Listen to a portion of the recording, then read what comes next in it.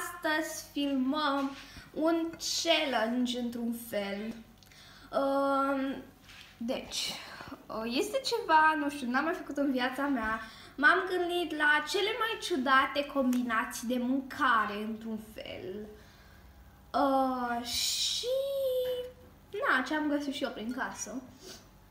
Scuzați-mă, Ana, super înfundat să-mi recităm. Așa, și m-am gândit așa.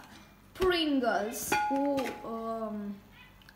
cașcaval, brânză, ceva de genul, și ananas, miere cu jeleu, Nutella cu cașcaval și Oreo cu ardei. Poate o să sune ciudat, dar poate să fie și bun, nu știu.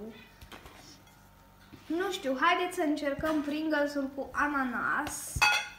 Sunt chiar curioasă, mi-e frică un pic. Ok. E deja desfăcut că am mâncat și chipsuri bune înainte, da? Un chips. Luăm aici un chips de cartofi. Ar fi bine să fie de cartofi, dar nu știu dacă sunt de cartofi.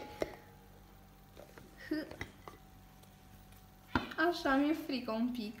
Nu știu dacă o să fie bun. Da, hai să încercăm, da? Ananas cu Pringles. Stați 2 secunde că am uitat ceva. Am uitat ceva. Care poate să ne ajute la unele combinații. Un șervețel. În caz că e nasol.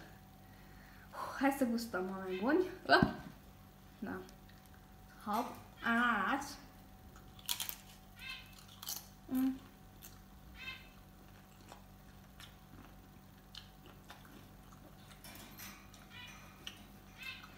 Bă,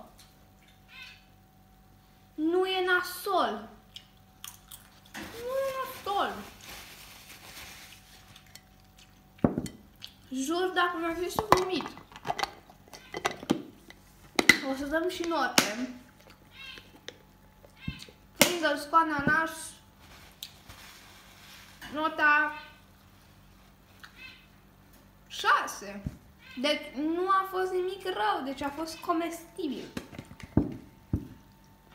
Mai mult a simțit ananasul, dar și Pringles și-a făcut așa loc. Am un păr în farfurie. Oreo cu ardei. Ok. O să luăm o gură de Oreo. Și ardei.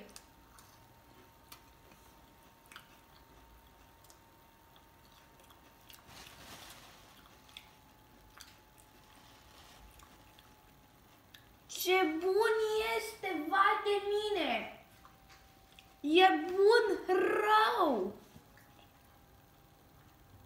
E bun! Nota 8,50, deci e bun! Dacă nu mă credeți, încercați!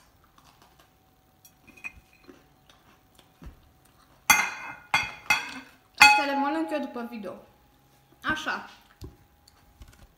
Miere cu jeleu.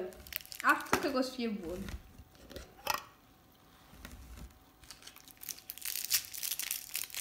O să vedem.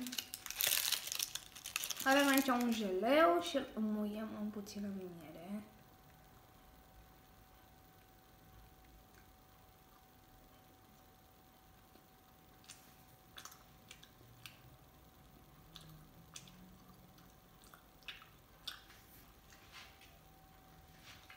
Iac. Blea. Nu încercați jeleu de lime cu miere. E oribil. Poate dacă era de altă aromă, dar nu mai am. Vai, e oribil. Nu, e oribil. Nu, nota 3. E oribil. Nu.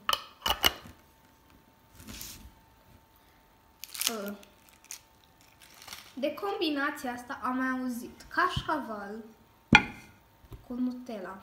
Stați să aduc o linguriță sau ceva. Mi-a venit să fac videoul ăsta. Nu știu, m-am uitat așa pe YouTube și nu știu, mi-a venit deodată. De ce să nu fac eu un video? Încercăm să scoatem un pic de Nutella de aici, este de la frigider și de ea nu se întinde. O să presăm așa un pic pe cașcaval ca să se... O să pun doar unde o să mușc așa.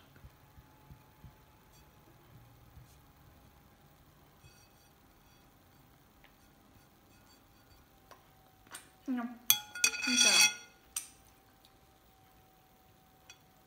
Așa, și o să gustăm chestiunea asta.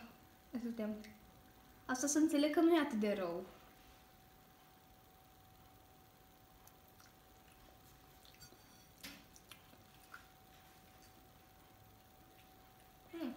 Nu e nasol.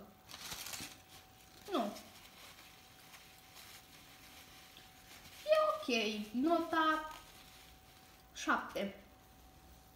6,50, 7, cam așa. Deci, da.